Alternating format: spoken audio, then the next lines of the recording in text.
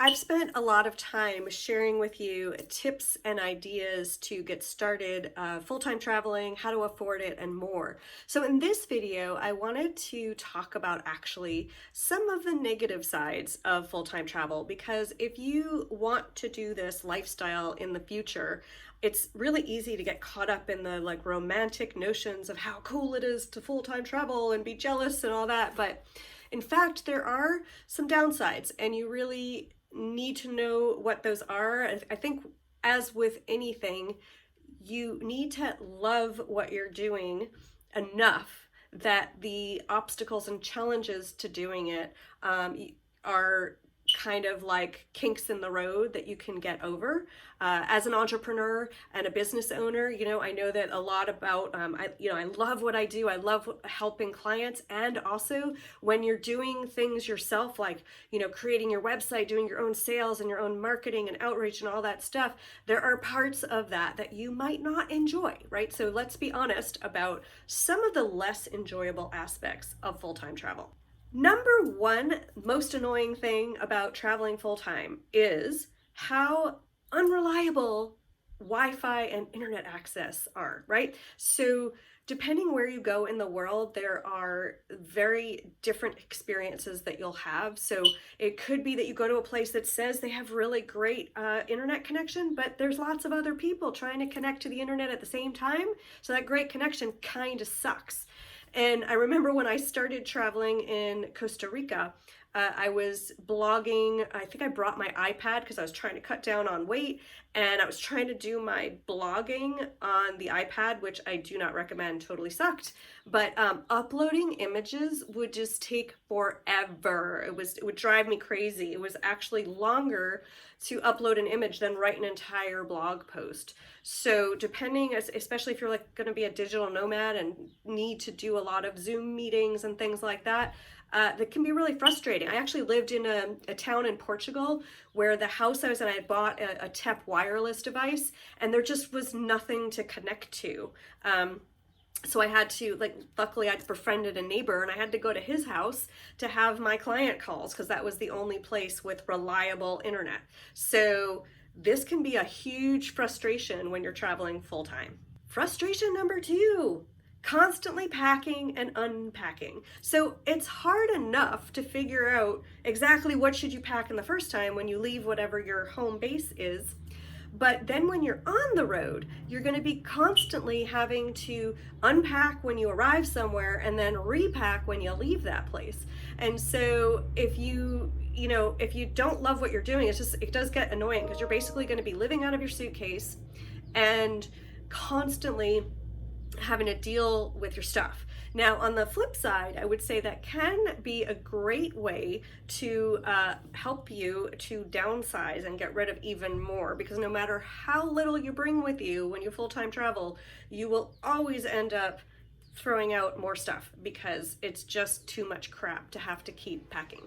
Frustration number three is you could actually suffer from travel burnout. So the thing is, when you're used to vacation traveling, you'll learn that full-time travel is radically different. So on vacation, you have a week, maybe two, maybe even just a few days. So you gotta book everything in advance and run around and quickly change places and see everything and then fly home. And then you're exhausted, and then you have to recover from your vacation. Well, slow traveling gives you, well, nothing but time. So you can explore all of these places slowly, which is a really nice opportunity. But the thing is that at the beginning, especially, I find that it's hard to gauge how frequently you should be moving. And even when you understand that you're not on vacation and you have infinite amounts of time to discover a place, you tend to kind of maybe get bored and you need to move around. I used to move around like every 2 or 3 days. And then I realized it's exhausting to have to pack, repack, go downstairs, go upstairs, get on this bus, go, all that stuff. And so I stay a little bit longer now, so that alleviates some of the burnout. And sometimes actually I've just camped out somewhere for a couple of weeks, and even if it wasn't about I've gone to places where there are no tourist sites. There's like nothing there, except it was just about me needing to relax and be in one spot for a little bit of time, catch my breath, and then keep going. Frustration number 3, constantly having to figure out where to go next. So related to that travel burnout, and I think this leads to it, is every time that you decide to move from one place to the next, you're going to have to figure out where you're going to go. And that where can be a bit stressful because you have this wealth of opportunity to go anywhere. Do you go up the map, left on the map, right on the map, south, north, south, who knows, right? And then how long are you going to stay in that town?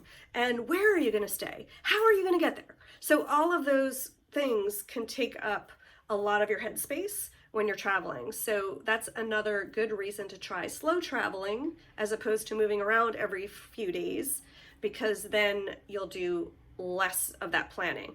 The other thing is, if you try to do it in the moment as opposed to in advance, you won't feel like every day is made up of you having to figure out all these logistics, which can drive you nuts.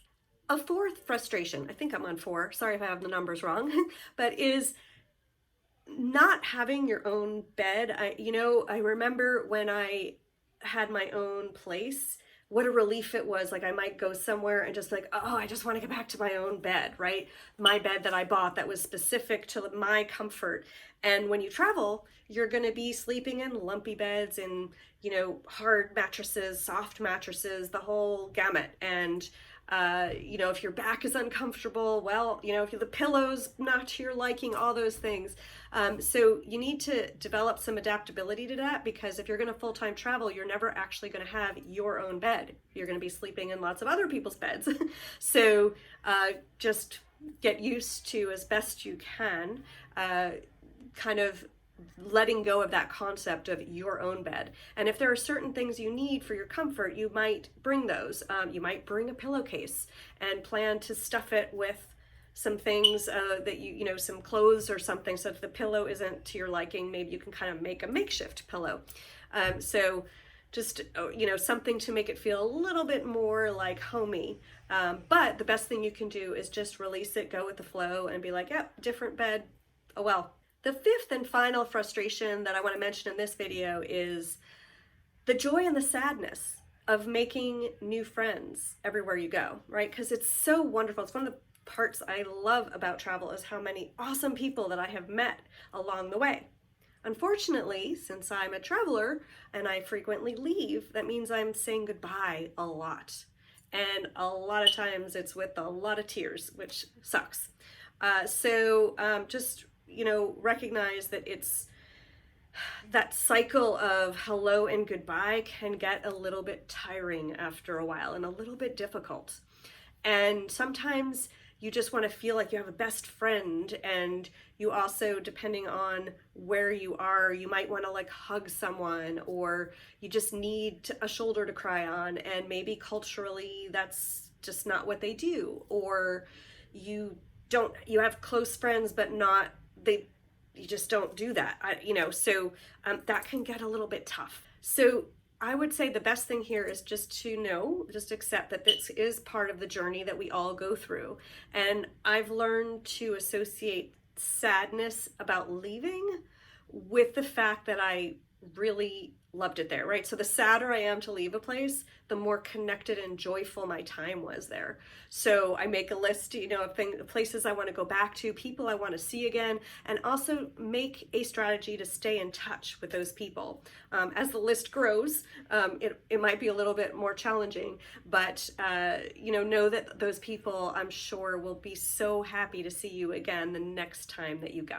I hope you found this video helpful. If you know somebody that's considering a life of full-time travel, please share this video with them. And if you liked it, hit the like button. And if you're not already a subscriber, please hit the subscribe button. You can also head over to my website at heatherbegins.com for lots of other great tools and resources to help you travel full-time.